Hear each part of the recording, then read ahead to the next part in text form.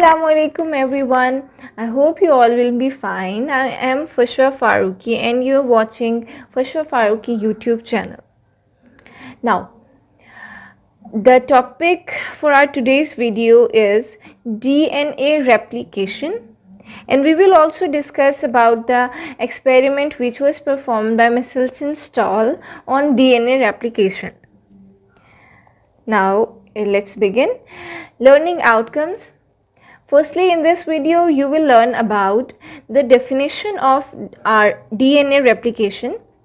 The second thing we will learn about is models of DNA replication. There are 3 models of DNA replication and we will discuss all those 3 models. The third thing we will discuss about the experiment performed by Michelson and Stahl.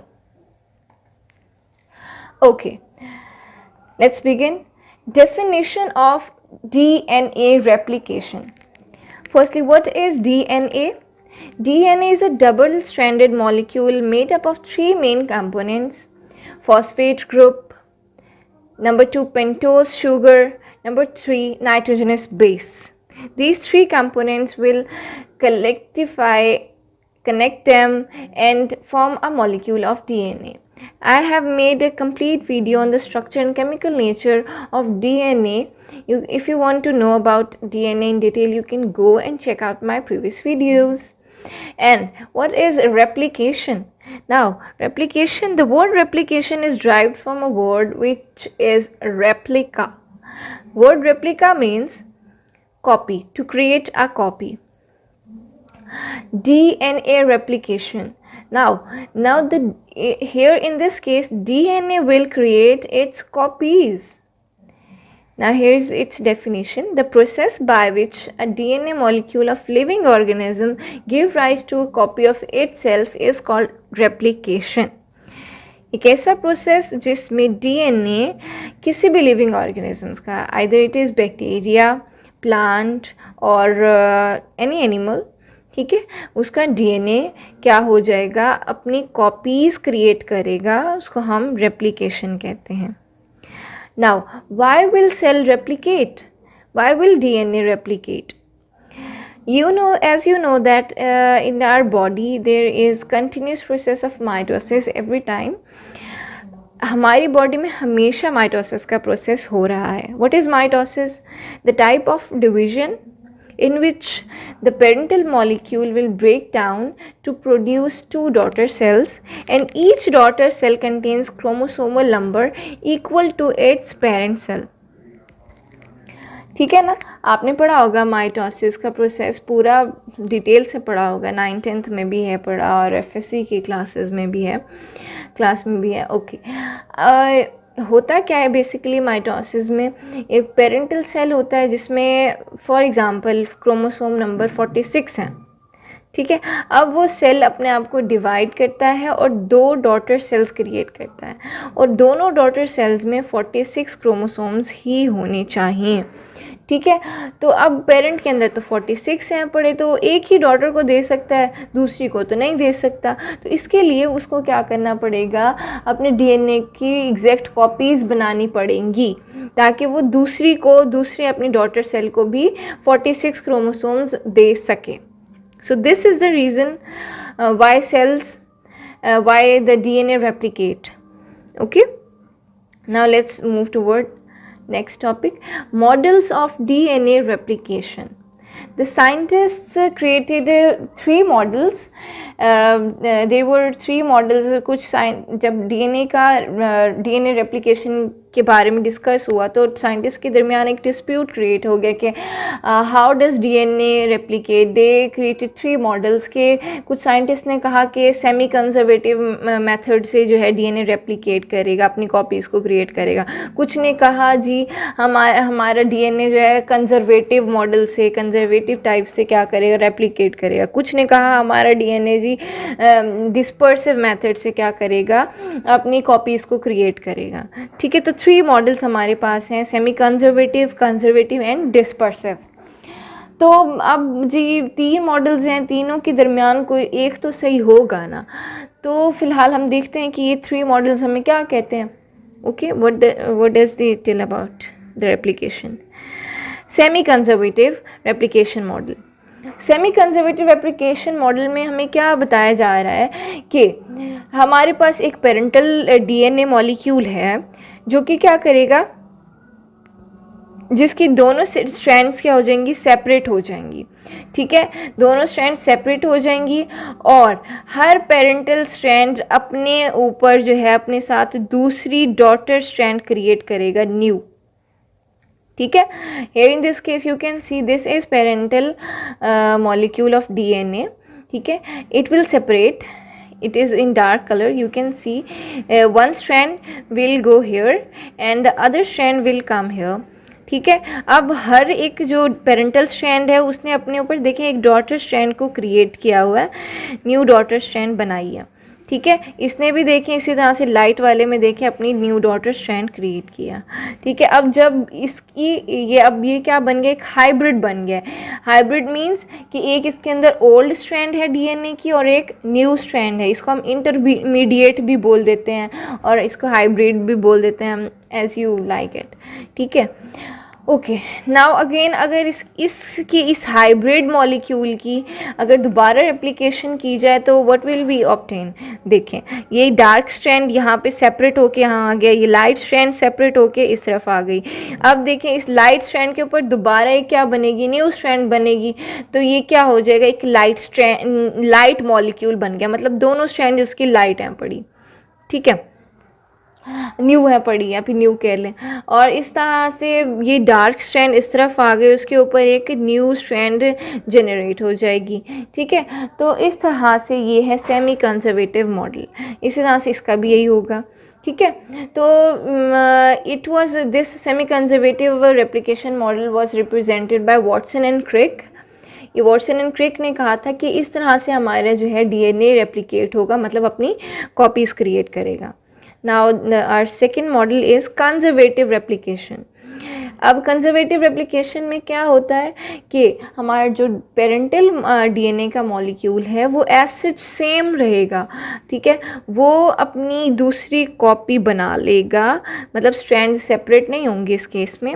वो क्या कर देगा, पूरा का पूरा DNA parental molecule वैसा ही रहेगा, अपने आप को बिल्कुल भी कुछ नहीं होने देगा, सेम वैसे रहेगा, बस अपनी कॉपी दूसरी जनरेट कर लेगा और उस न्यू कॉपी के अंदर क्या होंगे, न्यू स्ट्रैंड्स होंगी दोनों की दोनों। ठीक है, अब देखें जब हमारी सेकंड रेप्लिकेशन होगी इसी के, देखें ये अपने आप को सेम एसएच रखेगा और इसकी क्या हो जाएगी, एक दूसरी कॉपी क्रिएट हो जाएगी जिसमें बिल्कुल ही दोनों स्ट्रैंड जिसमें न्यू है। ठीक है, अब इसकी जब देखें इसकी जब रेप्लिकेशन होगी तो ऑब्वियसली ये अपने आप को एसएच सेम रखेगा और इसकी दोनों ही स्ट्रैंड्स दोबारा अगेन न्यू बन जाएंगी। Okay, now let's move toward our third model, dispersive replication. Dispersive replication में क्या होता है कि हमारा जो डीएनए का मॉलिक्यूल है, पेरेंटल मॉलिक्यूल, वो अपने आप को स्प्लिट कर देता है, पूरी तरह से तोड़ फोड़ देता है। ठीक है, छोटे छोटे हिस्सों में अपने आप को डिस्पर्स कर देता है और फिर क्या होगा, वो छोटे छोटे टुकड़े क्या करेंगे, अपने साथ ही न्यू डीएनए के छोटे छोटे से स्ट्रैंड्स क्रिएट कर देंगे और हर एक जो डीएनए का स्ट्रैंड है उसके अंदर न्यू डीएनए के मॉलिक्यूल्स भी होंगे और ओल्ड डीएनए के मॉलिक्यूल्स भी होंगे। अब देखें, आपको डार्क कलर से एक ही स्ट्रैंड को देख लें, फिलहाल इस वाली को देख लें, इसके अंदर आपको कुछ पोर्शन आपको डार्क नज़र आ रहा है, कुछ लाइट नज़र आ रहा है। जो डार्क पोर्शन है उसके अंदर क्या है, ओल्ड डीएनए के मॉलिक्यूल्स हैं और जो न्यू आपको पोर्शन नज़र आ रहा है उसमें न्यू डीएनए के मॉलिक्यूल्स प्रेजेंट हैं। ठीक है, इसी तरह से जब ये सेपरेट होगा क्या हो जाएगा, ये भी डिस्पर्स हो जाएगा, सेपरेट तो खैर नहीं होगा, डिस्पर्स हो जाएगा, टूट फूट जाएगा। और इसी तरह से इसने अपनी जब दूसरी रेप्लिकेशन करनी है, सेकंड रेप्लिकेशन करनी है, तो उस तरह से उसकी भी हर एक स्ट्रैंड के अंदर क्या होगा, बेसिकली ये भी हाइब्रिड है एक तरह से। किस तरह से, क्यों हम इसको हाइब्रिड कह रहे हैं, हर एक स्ट्रैंड के अंदर न्यू मॉलिक्यूल्स भी हैं और ओल्ड मॉलिक्यूल्स भी हैं।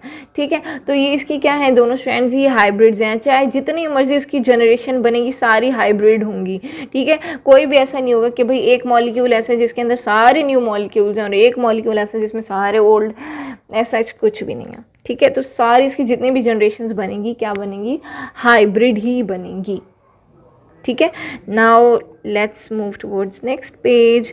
Here I have shown all the 3 models again, ताकि आपको दोबारा एक बार एक्सप्लेन कर दूं, सेमी कंजर्वेटिव मॉडल में आई हैव टोल्ड यू कि जो पेरेंटल हमारे पास डीएनए है वो क्या हो जाएगा, सेपरेट हो जाएगी उनकी दोनों स्ट्रैंड्स, ठीक है। एक स्ट्रैंड इसके पास आ गई, एक स्ट्रैंड दूसरी डॉटर डीएनए के पास आ गया, ठीक है।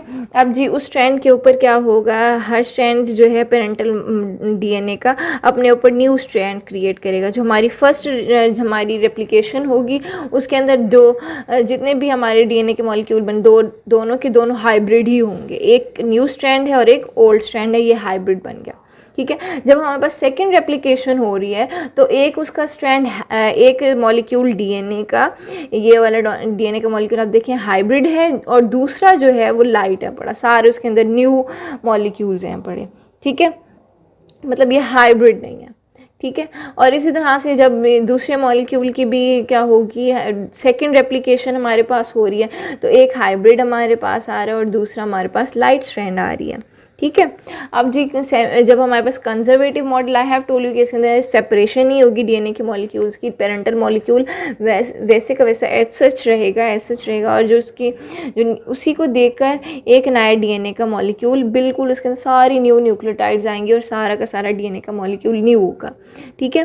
तो सिमिलरली जब अगेन हमारी रेप्लिकेशन होगी तो सेकंड रेप्लिकेशन में आप देखें जो न्यू ओल्ड मॉलिक्यूल था वो एज सच रहा, उसी को देख के न्यू हमारा क्रिएट हो गया, और जो है देख लें इस तरह से ये वैसे का वैसा रहा और इसको देख के एक न्यू बन गया, ठीक है। और डिस्पर्सिव मॉडल में अगेन वही बात है कि अपने आप को डीएनए का मॉलिक्यूल क्या कर देगा, पूरी तरह से तोड़ फोड़ देगा, और हर एक स्ट्रैंड के अंदर क्या होगा, हर एक स्ट्रैंड के अंदर ओल्ड मॉलिक्यूल्स भी हैं डीएनए के और न्यू मॉलिक्यूल्स भी हैं डीएनए के, और इस तरह से दोनों स्ट्रैंड्स हमारी हाइब्रिड बनेंगी, और जितनी भी हमारी रेप्लिकेशंस हो जाएं सारी की सारी जनरेशन्स के अंदर हमारा हाइब्रिड ही आ रहा है, किसी में भी ऐसा नहीं है कि कुछ ओल्ड हैं कुछ न्यू हैं, ऐसा नहीं है, ठीक है। Now let's move towards the experiment of Meselson and Stahl. It is the most important experiment which was performed by two scientists, Matthew Michelson and Stahl Franklin Stahl. ठीक है, ये इन्होंने कब परफॉर्म किया था, 1958 में ये एक्सपेरिमेंट परफॉर्म हुआ था। कहाँ पर हुआ था, कैलिफोर्निया इंस्टीट्यूट ऑफ टेक्नोलॉजी, ठीक है। और इन लोगों ने, मैथ्यू और मिसेल्सन और स्टॉल ने क्या किया, उन्होंने कहा जी अब तो भाई 3 मॉडल आ गए हैं, मसला हो गया, ठीक है। 3 मॉडल्स में से कोई एक मॉडल है पड़ा जो करेक्ट होगा, तीनों तो करेक्ट हो नहीं सकते, अब 3 तरीके से तो नहीं डीएनए रेप्लिकेट हो सकता, अपनी कॉपीज किसी एक तरीके से ही बनाएगा। अब कौन सा तरीका ऑथेंटिक है, कौन सा गलत है, they had try to just perform experiment and find out कि कौन सा तरीका सही है। अब जी इन्होंने क्या किया, एक्सपेरिमेंट परफॉर्म करने के लिए जाहिर सी बात है कुछ चीज़ों की हमें ज़रूरत पड़ती है, तो इन्होंने कौन सी चीज़ें लिए देखें। बैक्टीरिया लिया सबसे पहले तो बैक्टीरिया कौन सा लिया, ई कोलाई लिया, ठीक है। दूसरी चीज़ उन्होंने क्या ली, सीजियम क्लोराइड ली, और third thing they took is N15 isotope, and fourth thing they had took was N14 isotope, ठीक है।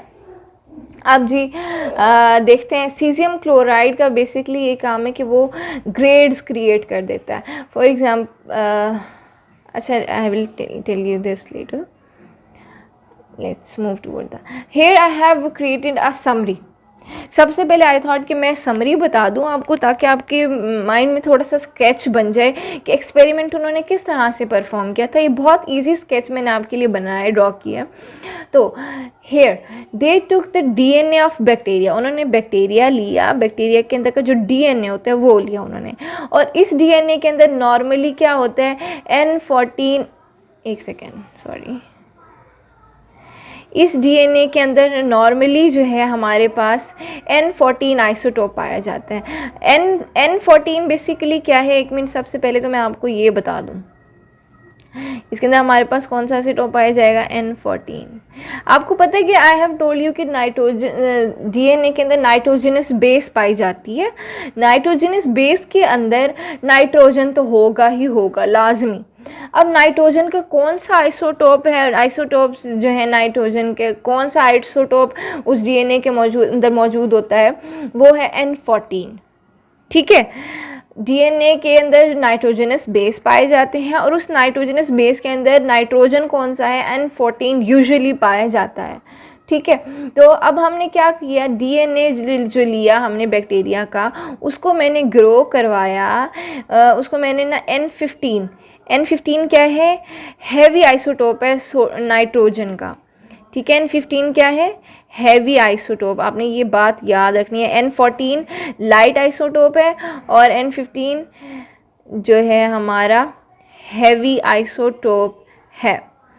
ठीक है, अच्छा नाउ अब मैंने क्या किया, मैंने डीएनए लिया बैक्टीरिया का, उसको मैंने क्या किया, N15 में ग्रो करवाया, मतलब हैवी आइसोटोप ऑफ नाइट्रोजन में मैंने उसको ग्रो करवाया। और कब तक ग्रो करवाया, मैंने उसको सेवरल जनरेशन्स तक ग्रो करवाया। सबसे पहले बात, मेरी बात सुनिए, गौर से सुनिएगा कि डीएनए अपनी एक जनरेशन या फिर ये कह लें कि अपनी एक रेप्लिकेशन 20 मिनट में कंप्लीट कर लेता है। ठीक है, कितने मिनट में कंप्लीट करता है, 20 मिनट में, 20 minutes it completes it's one replication in 20 minutes. याद रखना है आपने। और मैं वैसे इसको ना रेज कर दूं, अब ये ना हो मिक्सअप कर लें। ओह आई एम सो सॉरी। बहरहाल ये याद रखना है आपने कि डीएनए अपनी एक रेप्लिकेशन कब कब कंप्लीट करवाता है, विद इन 20 मिनट्स। 20 मिनट्स में क्या कर लेता है, अपनी एक रेप्लिकेशन को कंप्लीट करता है। अब मैंने इसको, जाहिर सी बात है, N15 में बहुत सारी जनरेशन्स के लिए ग्रो करवाना है, तो मैं एक दिन दे देती हूँ। चलें, एक दिन में आप देखें कितने सारी ये रेप्लिकेशंस कंप्लीट कर लेगा अपनी। ठीक है, तो अब क्या हुआ, जब इसने N15 में इतनी सारी जनरेशन्स अपनी क्या करा ली, रेप्लिकेट करवा ली, ग्रो करवा ली, तो मैं क्या करूँगी, इसको मैं N15 वाले डीएनए को मैं N14 नाइट्रोजन में क्या कर दूँगी, N14 नाइट्रोजन मतलब लाइट आइसोटोप में इसको ग्रो करवाऊँगी अब। ठीक है, इसको ट्रांसफ़र कर दूँगी किस में, N14 में, याद रखिएगा। ठीक है, मैं इसको क्या कर दिया, N15 से हैवी मैंने पहले आइसोटोप में इसको ग्रो करवाया था काफ़ी सारी जनरेशन्स के लिए। जब वो ग्रो कर गई थी तो मैंने क्या कर दिया था, N15 वाले डीएनए को मैंने N14 मीडियम में ट्रांसफ़र कर दिया। ठीक हो गया, ये 3 स्टेप्स याद रख लेने आपने, बल्कि 2 आए पड़े अभी तक तो। ठीक है, अब जी जब मैंने ट्रांसफ़र कर लिया, अब मैं क्या करूँगी, अब जो सवाल पैदा होता है अब मैंने क्या करना है। अब सबसे पहले I will take a test tube, आपको पता है लंबी सी होती है, गोल, ये देखिए इस तरह की दिखती है कुछ, आई होप कि सही बन जाए। ये ले, ये टेस्ट ट्यूब बन गई, इस तरह की होती है टेस्ट ट्यूब। ठीक है, टेस्ट ट्यूब ली मैंने, बल्कि मैंने 3 टेस्ट ट्यूब्स ली हैं। मैंने कितनी लिए टेस्ट ट्यूब्स, 3 टेस्ट ट्यूब्स लेनी हैं। सॉरी ये गलत बन गई थोड़ी। ठीक है, मैंने 3 टेस्ट ट्यूब्स ले लिया। अब मैं इनमें क्या डालूं, सबसे पहले मैंने सीजियम क्लोराइड ले लेना है। 3 टेस्ट ट्यूब्स लिए मैंने, सीजियम क्लोराइड में इनको फिल कर दूंगी। यहाँ तक मैं सीजियम क्लोराइड डाल देती हूँ। ठीक है, ये लें, इसके अंदर भी डाल दी। तीनों टेस्ट ट्यूब्स के अंदर मैंने क्या कर देना है, सीजियम क्लोराइड CaCl डाल दिया, मैंने पूरा कर दिया, फिल कर दिया। अब सीजियम क्लोराइड का क्या काम है, ये ग्रेड्स बनाता है। ग्रेड्स का क्या मतलब है, इसने क्या करना है, जो हैवी है, जो हैवी आइसोटोप होगा वो नीचे सेटल कर देगा, इसको बिठा देगा। जो लाइट आइसोटोप होगा उसको ये टॉप पर वो फ्लोट करने लग जाएगा सीजियम क्लोराइड की वजह। और जो जिसकी डेंसिटी क्या होगी, इंटरमीडिएट होगी, वो उसको क्या कर देगा, दरमियान में उसको सेटल कर देगा। ठीक है, ये बात याद रखिएगा। सीजियम क्लोराइड ने क्या करना है, ग्रेडियंट्स बनाने हैं, ग्रेड्स बनाने बेसिकली, कि भाई कोई हैवी आइसोटोप आए तो उसको क्या कराएगा, फ्लास्क हमारी टेस्ट ट्यूब के हैवी वाले को नीचे नीचे बिठाएगा। मैं यहाँ पे भी कुछ नहीं ड्रॉ करूँगी, याद रखना आपने। जिस भी आइसोटोप की डेंसिटी हैवी होगी वो टेस्ट ट्यूब के नीचे सेटल हो जाएगी। जिस आइसोटोप की डेंसिटी क्या होगी, लाइट होगी, वो ऊपर टॉप पर फ्लोट करेगी। और जिसकी इंटरमीडिएट मतलब दरमियान होगी, ज़्यादा ना लाइट है पड़ी ना हैवी है, वो टेस्ट ट्यूब के सेंटर में आ जाएगी। ठीक है, अब जी मैंने क्या किया, मैंने 3 टेस्ट ट्यूब्स लिए, उनके अंदर मैंने सीजियम क्लोराइड डाल दिया। अब मैं क्या करूँगी, जो मैंने क्या किया था डीएनए N15 वाला N14 में ट्रांसफ़र किया था, अब मैं उसको क्या करूँगी, उसके 3 सैंपल्स लूँगी। ठीक है, 3 सैंपल्स मैंने 3 टेस्ट ट्यूब्स लिए हुए हैं ना, तो इसलिए मैं आपको कह रही हूँ कि मैंने 3 सैंपल्स लिए।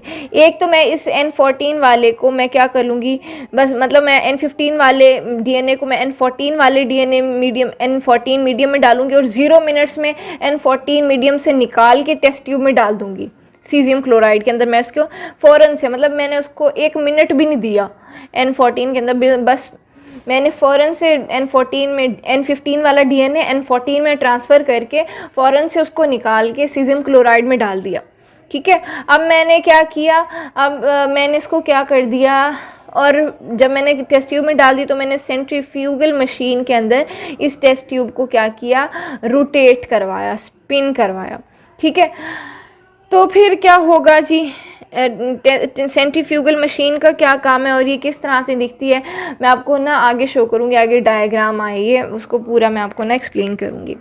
ठीक है, अब मैंने ले लिया 0 मिनट्स के अंदर और मैंने क्या कर दिया, सेंट्रीफ्यूगल मशीन के अंदर उसको रोटेट करवा ली। सेंट्रीफ्यूगल मशीन का बेसिकली ये काम है कि हमारे सैंपल को क्या करता है, वो बहुत हाई स्पीड पर ना स्पिन करवाता है। इतना ज़्यादा हाई स्पीड होती है कि मतलब 1 मिनट में वो 50,000 टाइम उसको रोटेट करवाता है। बहुत हाई स्पीड होती है, उतनी ज़्यादा हाई स्पीड होती है, बस मैं आपको क्या बताऊँ।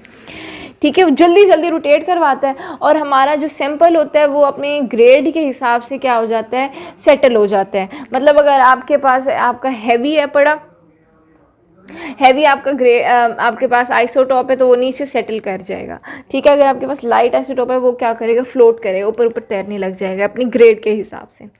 ठीक है, जो मैंने अब कलेक्ट किया इमीडिएटली, मतलब मैंने जल्दी से निकाल लिया था, मैंने N14 में डाल के बस जल्दी से निकाल लिया था, उसका क्या मेरे पास रिज़ल्ट आया कि जब मैंने उसको सेंट्रीफ्यूज कर लिया था मशीन के अंदर, तो उसकी एक, मुझे ऐसे लगा कि एक लेयर टेस्ट ट्यूब के अंदर एक लेयर बनी हुई है। ठीक है, at the bottom of tube, bottom पे बनी हुई है, मतलब बिल्कुल यहाँ पे नीचे नीचे बनी हुई है। Let me show you it with a different colour. ठीक है, टेस्ट ट्यूब के क्या है, नीचे मुझे एक लेयर नज़र आई, जो मैंने 0 मिनट्स में मैंने अपना टेस्ट, अपने सैंपल को निकाला था, उसकी मुझे एक लेयर नज़र आई, वो भी बॉटम पर सेटल हुई। ठीक है, अब बॉटम पर क्यों बैठी हुई थी अभी मैं आपको एक्सप्लेन करती हूँ, और ऐसा क्या था उसके अंदर जो बॉटम पे बैठ गई। मैंने तो उसको डाला लिया था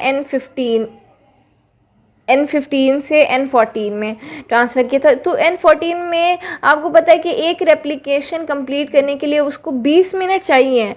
ठीक है, मतलब मैंने N14 में डालते 0 मिनट्स में निकाल लिया, मतलब वो रेप्लिकेट ही नहीं किया। अगर मैं उसको 20 मिनट देती, 20 मिनट्स देती, तो वो रेप्लिकेट करता और उसकी एक स्ट्रैंड में कुछ N14 आ जाता, मतलब लाइट आइसोटोप आ जाता। अब जबकि उसके अंदर लाइट आइसोटोप आया ही नहीं, मैंने उसको 20 मिनट्स दिए ही नहीं, तो लिहाजा क्या होगा, उसके अंदर सारे के सारे डीएनए के अंदर सारे के सारे N15 नाइट्रोजन हैवी आइसोटोप्स पाए गए। तो लिहाजा क्या हो गया, वो सेटल डाउन हो गया, डीएनए नीचे बैठ गया। इससे हमें पता चल गया कि हमारे डीएनए के अंदर सारे के सारे हैवी आइसोटोप थे। ठीक है, N14 आया ही नहीं, लाइट आइसोटोप आया ही नहीं। लाइट होता तो वो क्या हो जाता, या तो दरमियान में आ जाता, इंटरमीडिएट हो जाती, या फिर क्या होता, टॉप पर फ्लोट करने लग जाता। तो 0 मिनट्स में इट मीन्स कि कोई रेप्लिकेशन नहीं हुई हमारे डीएनए के अंदर, कोई N14 आइसोटोप नहीं आया। अब दूसरा मैंने सैंपल लिया, मैंने क्या किया, मैंने 20 मिनट दिए अपने सैंपल को, अपने N15 को मैंने कहा कि भाई N14 के अंदर 20 मिनट के लिए स्टे करना चाहिए अब, ताकि एक रेप्लिकेशन एटलीस्ट हो जाए। तो मैंने N15 को, मैंने N15 वाले डीएनए को मैंने N14 वाले मीडियम में क्या किया, 20 मिनट के लिए रहने दिया। अब इसके अंदर रेप्लिकेशन हुई। रेप्लिकेशन का मतलब है डीएनए ने अपनी कॉपीज़ बनाना शुरू कर दी, कॉपीज़ 20 मिनट में क्रिएट हो गई डीएनए की। जो कॉपी उसकी बनी है डीएनए की, ठीक है, उसके अंदर जाहिर सी बात है नया स्ट्रैंड आया होगा, उसके अंदर न्यू मॉलिक्यूल्स आए होंगे, उसके अंदर जाहिर सी बात है डीएनए की न्यू मॉलिक्यूल के अंदर नाइट्रोजन तो होगा ही होगा, क्योंकि nitrogenous base is the main component. Nitrogenous base के अंदर नाइट्रोजन पाई जाती है। अब जो नाइट्रोजन नई लगेगी वो N14 वाली लगेगी। ठीक है, क्योंकि N14 हमारे पास मीडियम प्रोवाइड किया गया है, आपने N14 दिया है ना उसको, अब वो N14 उसके जितने भी न्यू स्ट्रैंड्स बनेगी, जितने भी न्यू मॉलिक्यूल्स बनेंगे, उनके अंदर सारा लाइट नाइट्रोजन जाएगा, N14 में नाइट्रोजन जाएगा, ठीक है।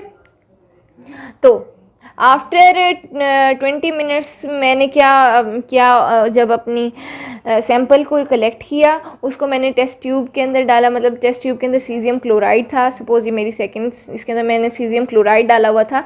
मैं इसके अंदर अपने 20 मिनट वाला सैंपल इसके अंदर डाल दूँगी और फिर मैं क्या करूँगी, इसको सेंट्रीफ्यूज करूँगी सेंट्रीफ्यूगल मशीन में, इसको बहुत हाई स्पीड पर रोटेट करेगा। तो फिर क्या होगा हमारे पास, देखते हैं हम लोग क्या ऑब्टेन करेंगे। वन लेयर, अब इसमें भी क्या बन रही है, एक ही लेयर बन रही है डीएनए की, was formed in the centre of the tube, tube के सेंटर में, ठीक है, सेंटर में हमारे पास एक लेयर बन रही है, ठीक है। अब सेंटर में क्यों बनी है, सेंटर में क्यों बनी है, बिकॉज हमारे पास क्या हुआ था, मैंने आई हैव टोल्ड यू कि जो हमारा रेप्लिकेशन 20 मिनट में एक रेप्लिकेशन हो गई ना, ठीक है। तो ये देखें, सपोज मेरे पास ये है पेरेंटल मॉलिक्यूल जिसके अंदर सारे N15 हैं पड़े, ठीक है। अब N15 है, अब जब मैं इसकी रेप्लिकेशन कराऊंगी, इसको मैं 20 मिनट दूंगी, ठीक है। रेप्लिकेशन मैंने इसको N14 मीडियम में रखा हुआ है, तो इसकी जब रेप्लिकेशन होगी, एक वैसे का वैसा स्ट्रैंड रह गया, ठीक है, और एक इसका जो न्यू स्ट्रैंड बनेगा वो क्या होगा, N14 के साथ बनेगा, ठीक है, क्योंकि मैंने N14 मीडियम उसको प्रोवाइड किया हुआ है। याद रखना है N15 के बाद मैंने N14 में डाला था ना, तो अब इसके अंदर सारे N14 वाले क्या आ गए, मॉलिक्यूल्स आ गए, और ये N14 वाली इसने क्या बना ली, न्यू स्ट्रैंड बना ली, सॉरी थोड़ी सी गलत हो गई थी, ठीक है। अब इसने N14 वाली न्यू स्ट्रैंड बना ली, ठीक है। तो जब इसने N14 वाली न्यू स्ट्रैंड बना ली, तो लिहाजा क्या हो गया, ये एक हाइब्रिड बन गया, एक ओल्ड स्ट्रैंड, ठीक है, पेरेंट वाली, और एक न्यू स्ट्रैंड जो कि जिसके अंदर सारे ऑलमोस्ट N14 है, बिकॉज मैंने इसको N14 मीडियम में ग्रो करवाया। तो लिहाजा क्या होगी, ये हाइब्रिड है, इंटरमीडिएट है, तो इसलिए क्या हो गया, हमारी टेस्ट ट्यूब में मीडियम में दरमियान में एक लेयर बन गई, ठीक है, जिससे हमें पता चलता है कि इट इज़ एन हाइब्रिड। इसके अंदर क्या है, ये हाइब्रिड है, इसके अंदर N14 के मॉलिक्यूल्स भी पाए जा रहे हैं, N15 के मॉलिक्यूल्स भी पाए जा रहे हैं। नाउ द थर्ड सैंपल, मैंने तीसरा जो सैंपल लिया वो मैंने कब लिया, जब मैंने N15 वाले डीएनए को, ठीक है, मैंने N15 वाले डीएनए को N14 मीडियम में 40 मिनट्स के लिए, मतलब 40 मिनट के लिए मैंने उसको क्या करवाया, स्टे करवाया, ठीक है। 40 मिनट के लिए उसने क्या किया, मतलब 2 रेप्लिकेशंस हुई होंगी, एक रेप्लिकेशन 20 मिनट्स में हो गई, दूसरी रेप्लिकेशन 40 में हो गई, ठीक है, 2 रेप्लिकेशंस हो गई, ठीक है। तो अब देखते हैं, जब मैंने 2 रेप्लिकेशंस हो गई, तो मैंने इसका सैंपल लिया, इसको मैंने ऑब्वियसली अगेन एक टेस्ट ट्यूब में डाला जिसके अंदर सीजियम क्लोराइड मौजूद था, और फिर मैंने इसको क्या करा दिया, सेंट्रीफ्यूगल मशीन में इसको मैंने सेंट्रीफ्यूज करवा दिया, ठीक है। अब इसमें हमारे पास क्या रिज़ल्ट आया कि हम लोगों ने जब सेंट्रीफ्यूज कर लिया, तो हमारे पास हमने देखा कि 2 लेयर्स आई हैं, 2 लेयर्स फॉर्म हुई हैं डीएनए की, और उसमें से जो है एक सेंटर में बनी है और एक कहाँ बनी है, देखें, एक सेंटर में बन गई और एक हमारे पास टॉप पर बनी है, टेस्ट ट्यूब के टॉप पर बनी है। देखिए मैं अभी आपको एक टॉप पे बनी है, ये टॉप वाली लेयर बना रही हूँ मैं, सॉरी ज़रा से आउट हो गया, ठीक है। ये टॉप पर बन गई लेयर, एक हमारी लेयर टॉप पर बन गई थी और एक हमारी सेंटर में बनी है। सेंटर में जो बनी है, आई हैव टोल्ड यू, सेंटर में बनेगा क्या मतलब है कि वो हाइब्रिड है पड़ी, उसके अंदर एक स्ट्रैंड के अंदर N14 मॉलिक्यूल भी हैं, N15 मॉलिक्यूल्स भी प्रेजेंट हैं, ठीक है, ओके। और जो टॉप पर बनी है, what does that means, top पर जो बनी है उसका मतलब है इसकी डेंसिटी क्या है, लो है, मतलब इसके अंदर N14 डीएनए है, N14 लाइट आइसोटोप है, तो दैट्स वाई इसकी डेंसिटी क्या है, कम होगी, फ्लोट जो कर रहा है ऊपर। और ये जो सेंटर में है इसका मतलब है ये क्या है, हाइब्रिड है, इसमें मैंने जैसे आपको इसमें बताया था, ठीक है, ये हो गया हाइब्रिड, बस एच काफ़ी है। अब देखें, अब जी ये हो गई थी फर्स्ट रेप्लिकेशन, अब इसकी सेकंड रेप्लिकेशन होगी तो देखते हैं क्या बनता है।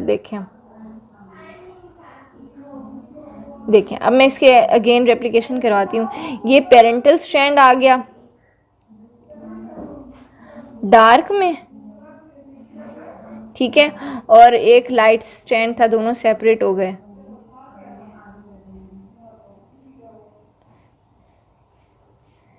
और ये आ गया लाइट स्ट्रैंड, ठीक है।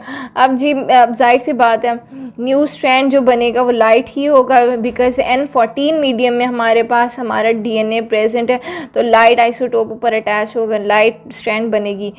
तो ये हाइब्रिड बन गया ऊपर वाली एक मॉलिक्यूल हमारा, और जो दूसरा मॉलिक्यूल बना वो दोनों ही उसके लाइट स्ट्रैंड हैं।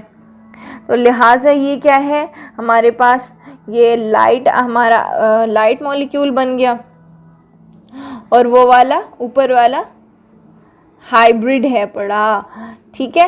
ये लाइट मॉलिक्यूल और ये हमारा हाइब्रिड है, इसके अंदर दोनों DNA के मॉलिक्यूल्स हैं, हैवी भी है और लाइट वाला भी है। हैवी देखें आप रेड से शो हो रहा है, और लाइट दूसरा स्ट्रैंड देखें हमारा लाइट से शो हो रहा है, ठीक है। तो it is our second replication. 2 layers हमारी बन गई। चलिए let me repeat it again.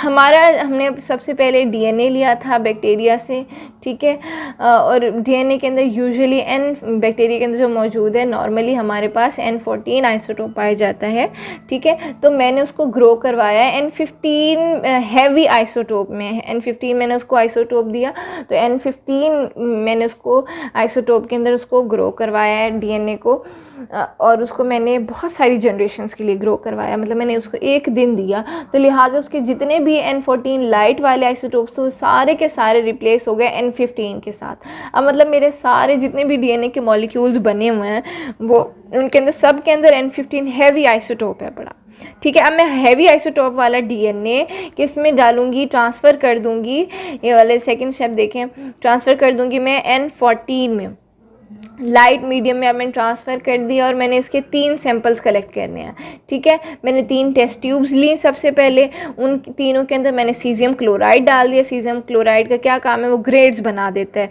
ठीक है। जिस चीज़ की डेंसिटी हैवी होती है वो चीज़ नीचे बैठ जाती है, जिस मॉलिक्यूल की डेंसिटी हैवी होती है वो नीचे सेटल हो जाती है टेस्ट ट्यूब के, तो और जिसकी लाइट डेंसिटी होती है वो फ्लोट कर लेती है, और जिसकी मीडियम डेंसिटी होती है वो सेंटर में आ जाती है। तो ये सीजियम क्लोराइड का काम है कि वो ग्रेड्स बना रहा है, ठीक है। तो और फिर क्या होगा, मैंने जब ग्रेड 3 सैंपल ले लिए 3 टेस्ट ट्यूब्स के अंदर, सब के अंदर सीजियम क्लोराइड ले लिया। अब फर्स्ट सैंपल मैंने क्या किया, Na14 मीडियम से मैंने कलेक्ट किया, उसको मैंने 0 मिनट्स में कलेक्ट कर लिया, मतलब मैंने उसको रेप्लिकेशन का टाइम नहीं दिया। आई हैव टोल्ड यू कि एक रेप्लिकेशन 20 मिनट में होती है, तो मैंने पहला सैंपल अपना 20 मिनट से पहले निकाल लिया, मतलब 0 मिनट्स में मैंने अपना सैंपल ले लिया और उसको मैंने रेप्लिकेट ही नहीं दिया। तो मैंने क्या देखा कि उसके जब मैंने उसको सेंट्रीफ्यूज कर दिया सेंट्रीफ्यूगल मशीन में, जब सेंट्रीफ्यूज हो गया तो उसके जो सारे जो DNA के मॉलिक्यूल्स थे वो क्या हो गए, सेटल डाउन हो गए थे, हैवी।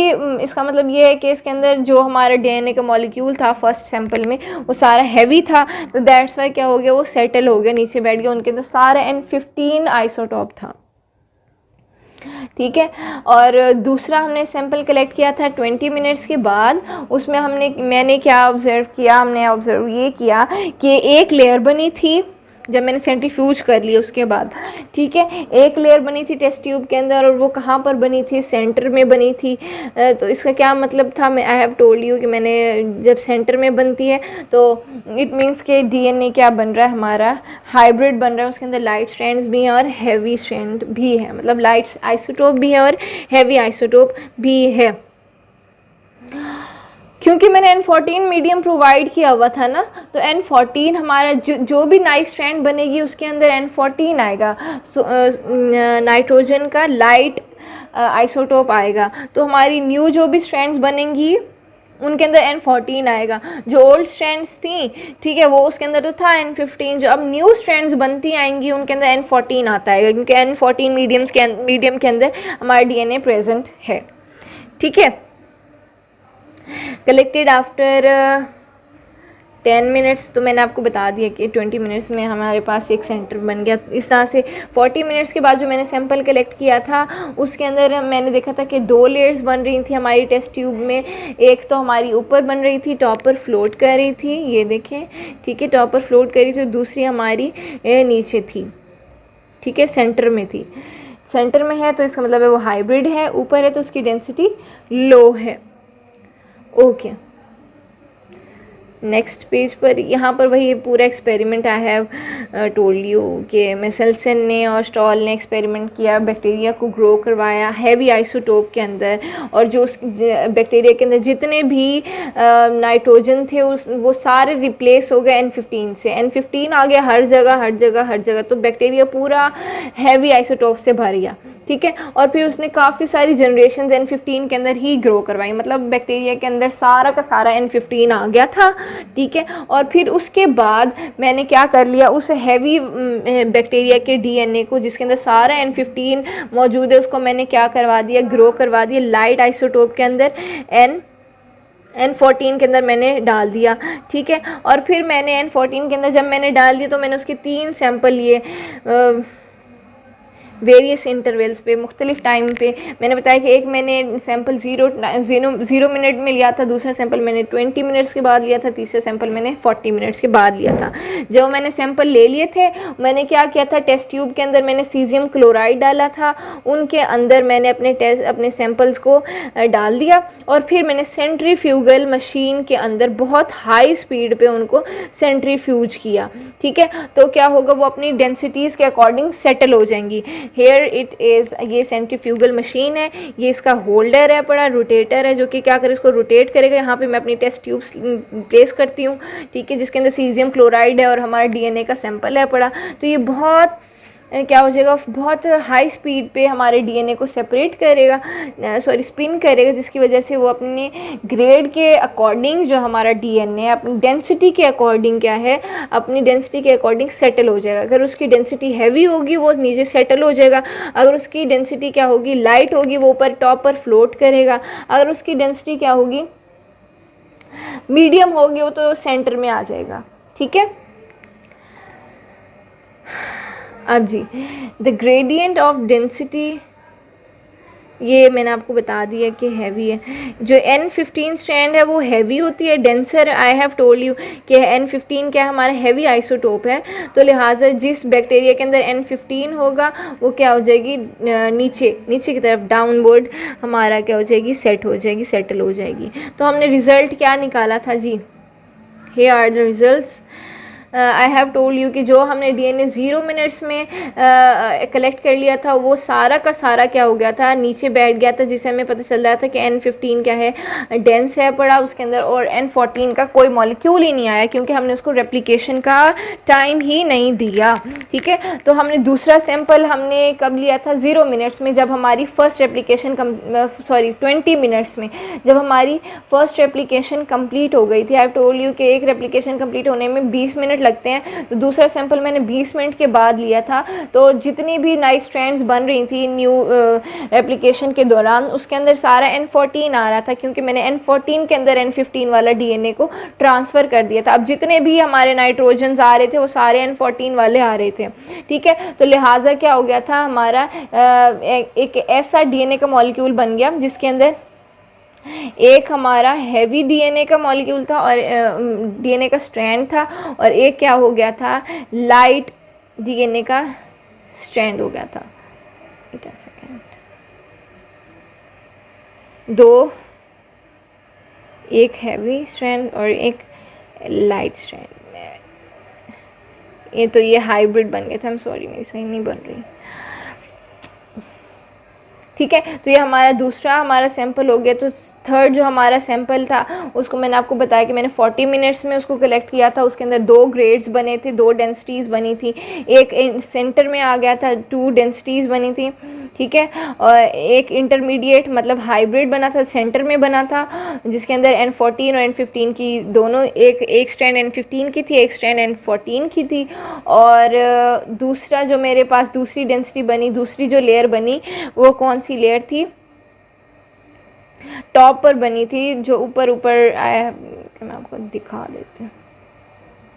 इस तरह से थी, 2 लेयर्स बनी थी, एक ऊपर बनी थी जिससे पता चला था कि लाइट है, टॉप पे वही लेयर बनती है जिसकी डेंसिटी कम होती है, और एक दूसरी लेयर क्या बनी थी, सेंटर में बनी थी। सेंटर में आई हैव टोल्ड यू वो बनेगी जिसकी डेंसिटी इंटरमीडिएट होगी, जिसके अंदर N40 और N15 का दोनों के स्ट्रैंड्स पाए जा रहे हैं। हेयर इज एक्सपेरिमेंट, देख लें, दोबारा वही बताया जा रहा है आपको, बार बार मैंने इस चीज़ को रिपीट किया ताकि आपको अच्छी तरह से आपको समझ आ जाए।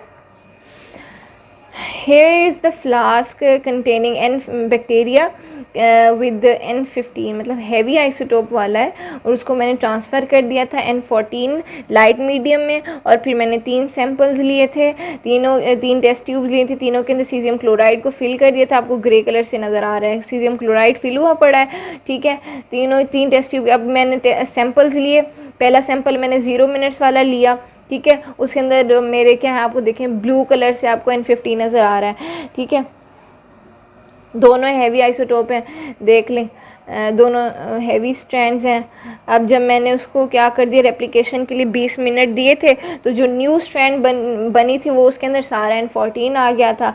तो अब जो हमारी जो सेकंड फ्लास्क आप देख रहे हैं उसके अंदर ये रहा, एक हमारी स्ट्रैंड देखें ब्लू कलर से बनी हुई है जिसका मतलब है N15 इसके अंदर है सारा, और दूसरी स्ट्रैंड आपकी ये रेड कलर से बनी हुई है जिसका मतलब है इसके अंदर सारा N14 है। मतलब ये अभी हाइब्रिड बन गई, और देखें ये सेंटर में है पड़ी, तो लिहाजा हम लोगों ने क्या कहा, ये हाइब्रिड है, इसके अंदर N14 N15 दोनों प्रेजेंट हैं।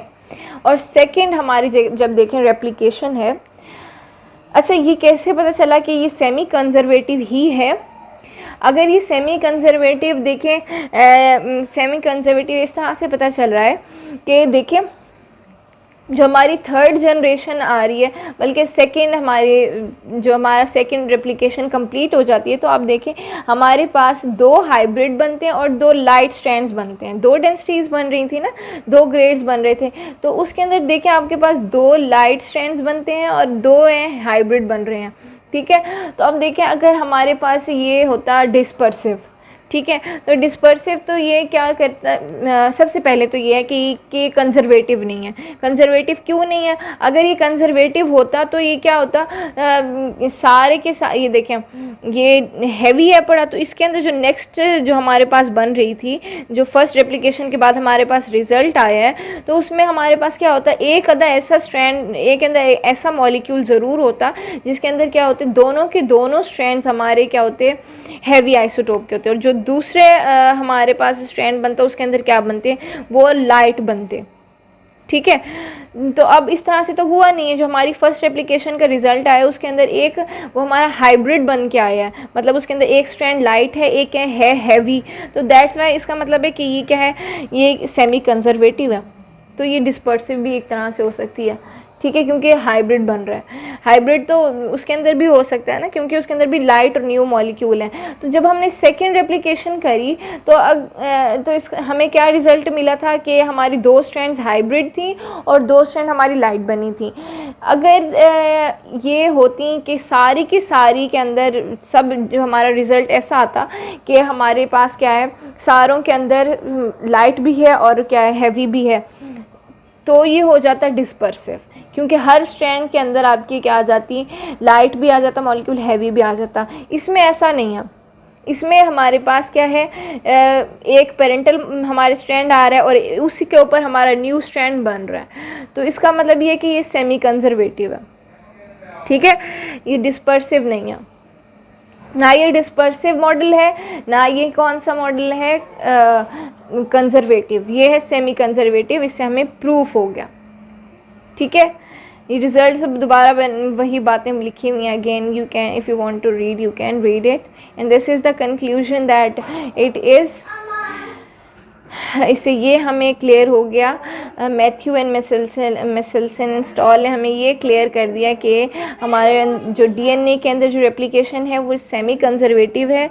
जो वॉटसन एंड क्रिक ने प्रपोज़ किया था वो बिल्कुल सही प्रपोज़ किया था। Okay, now that's it, see you in my next video. अल्लाह हाफिज़।